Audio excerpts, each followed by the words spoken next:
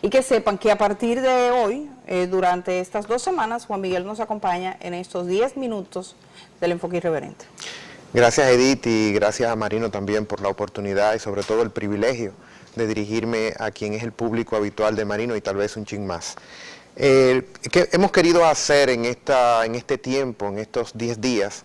una serie para hablar un poquito de la república no democrática que vivimos actualmente en República Dominicana. República como esa comunidad de anhelos, de ideas que rigen o deberían regir no los destinos políticos de una nación, es decir, que nos ponemos de acuerdo en una serie de valores y en nombre de esos valores, en nombre de una república, en nombre de un orden político que todos nos coordinamos y estamos más o menos de acuerdo, pues entonces en nombre de eso actuamos maestros, jueces, ciudadanos, en fin, todos aquellos que conformamos esto que hoy llamamos República Dominicana y que está lejos de ser una república democrática, porque hay una república no democrática, es decir, una negación permanente de principios democráticos de parte de la clase dirigente a los dirigidos, de parte de la clase política y empresarial que se inmiscuye en lo público para privatizar intereses que son de todos, en contra y en negación del bien común de todos los dominicanos. Por eso la injusticia.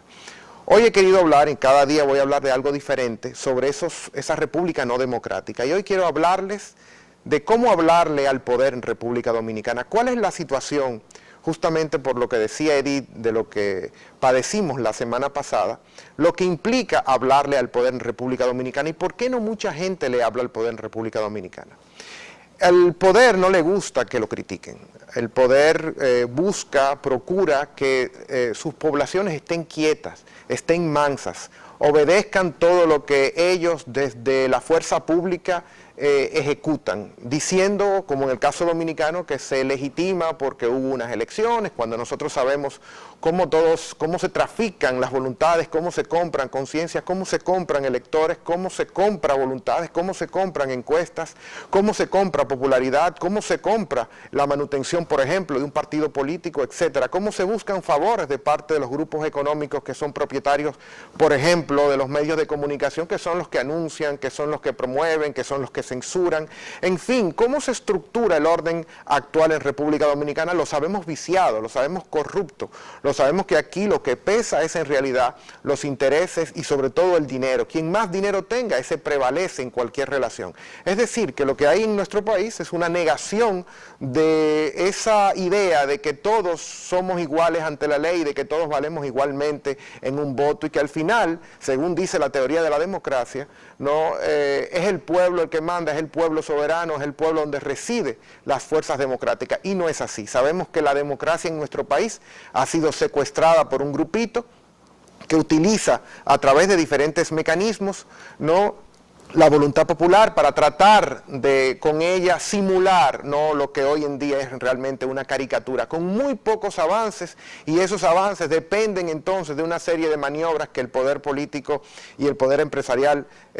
siempre están ahí al acecho para conspirar contra esa república, para conspirar contra los ideales históricos y sobre todo lo que se merece este pueblo, un pueblo trabajador, un pueblo que está pasando lo que no debería pasar, un pueblo con mil y una calamidades, desde la escuela pública que no sirve los servicios justos para poder servir como una especie de rectificativo, es decir, como una especie de lugar donde las diferencias sociales puedan igualarse, ¿no? Un sistema de salud que está absolutamente lleno de incertidumbres y angustias, porque cuando no hay con qué pagar, el seguro no te paga todo lo que uno tiene que tener. Entonces, al final, hablarle al poder es molestoso, sobre todo hablarle de esto, no es hablarle de más nada, es hablarle de cómo van las cosas en este país, pero al poder eso no le gusta. Ahora, ¿qué le interesa al poder? El poder le interesa esencialmente que la gente esté distraída, sea porque están sobreviviendo materialmente, porque no pueden dedicarle todo el tiempo que necesitan y todos los recursos, porque tienen primero que sobrevivir, hay que buscársela como dicen, hay que ir a buscar el pan, hay que atender un niño, hay que atender la casa, hay que buscar el pasaje del día, ¿no? Y eso al poder le interesa, que funcione, porque es una manera de cómo distraer a la gente de lo que es la atención, ejercer su principio y su deber ciudadano de estar atento a la cosa pública, de estar atento a cómo se administran los fondos, de estar atento a cómo va la historia de nuestra comunidad, sea local o sea nacional. Entonces, a partir de ahí, el poder vigila, ¿no?, todo aquel que tenga una posibilidad diferente a la que tiene la inmensa mayoría de la gente, ¿no?, que la han puesto, reitero, a sobrevivir, ¿no?, y eso por supuesto lo limita en el ejercicio de su política, en el ejercicio de lo político en lo personal. Entonces, ¿qué sucede? Si ese poder uno le habla, hay riesgos. Los primeros riesgos es que quienes tengamos un poquito de recursos para poder, por ejemplo, destinar tiempo, como hoy, a poder hablar en algún medio de comunicación o en alguna tribuna pública, lo primero que empieza es las amenazas de perder un empleo, las amenazas de poder ser censurado y marginado de algún tipo de comunidad, de algún tipo de oportunidad, por ejemplo, laboral. Y entonces la gente, aquellos que, por ejemplo, maestros, profesores, intelectuales, periodistas, que tienen que sobrevivir, que tienen que vivir, que tienen que recibir algún tipo de ingreso, comienzan a pensar y a calcular, bueno, si yo hablo de esto, entonces voy a perder lo otro. Yo prefiero entonces no hablar de esto para conservar esto otro que tengo, porque tengo algún vínculo con el Estado Dominicano, tengo algún vínculo con alguna empresa, en fin, y me llegarán las presiones de parte del poder para ir cambiando lo que estaba diciendo como crítico, tal vez mejorarlo, amortiguarlo, decir que las cosas pueden ir mejor, etcétera, etcétera. Ahora, ¿qué sucede? Cuando uno le habla al poder sin ninguna de esas pinzas de cualquier tipo de censura, o mejor dicho, de autocensura, lamentablemente vienen los efectos, ¿no? Vienen los efectos,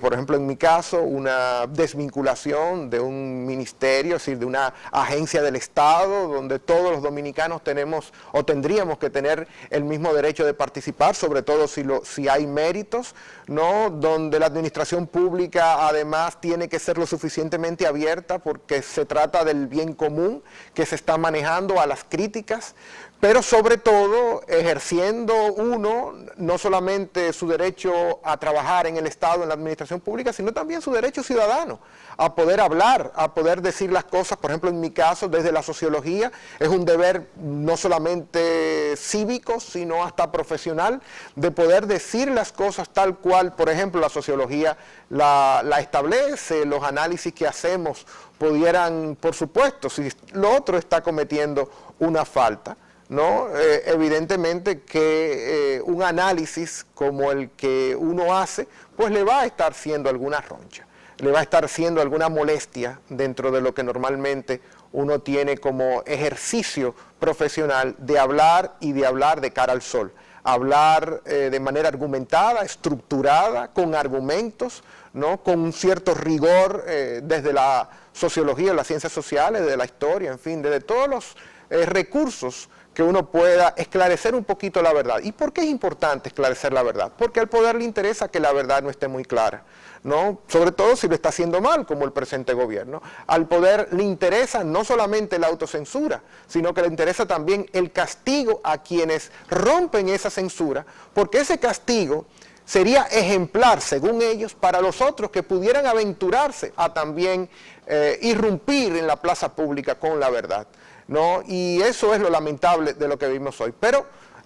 nosotros hoy tenemos muchos otros medios con los cuales tratar de esquivar, ¿no?, la censura que el poder puede imponer. Hay medios electrónicos, hay medios digitales de información que facilitan, como por ejemplo en el caso de este espacio, y me honra mucho que mi primera intervención sea para hablarles de cómo hablarle al poder en República Dominicana hoy, precisamente por un espacio de televisión como el de Marino y con la presencia de una periodista como la de Edith, que precisamente se han atrevido de hablar y enfrentar directamente al poder, no importa cuál sea el que esté ahí, sencillamente hablarle a la gente del poder sobre la gente que no está en el poder, pero que el poder debería, ¿no?, tenerle toda la consideración del mundo. Pero sabemos algo importante, aunque los tiempos no estén a favor de los pequeños, es la determinación de los pequeños que decidirá la suerte de los tiempos. Y por un principio democrático, si en el pueblo reside la fuerza, o debería residir la fuerza, solamente es la unidad de criterios, ese esfuerzo constante de resistencia, de todos esos que nos están viendo en YouTube, en Twitter, en cualquier medio, aquí o fuera del país, es solamente esa persistencia en creer que otra República Dominicana es posible y a través de su voz contribuir para romper precisamente los cercos desde los cuales el poder quiere censurar a aquellos que le hablamos directamente a él.